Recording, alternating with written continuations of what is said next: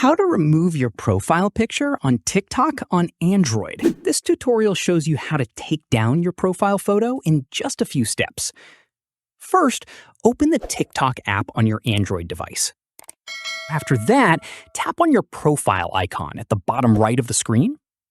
From there, tap on Edit to open your profile editing options.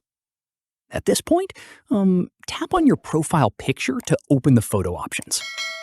In the next step, you'll see a few options appear. Let me show you.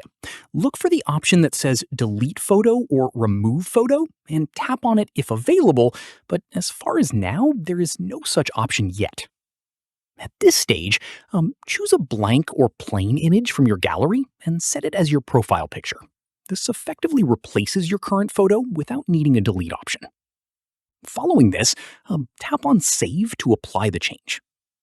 Here's an important note. TikTok may take a few minutes to update your profile picture across the platform after you've removed it, so don't worry if it doesn't disappear instantly everywhere. And that's it.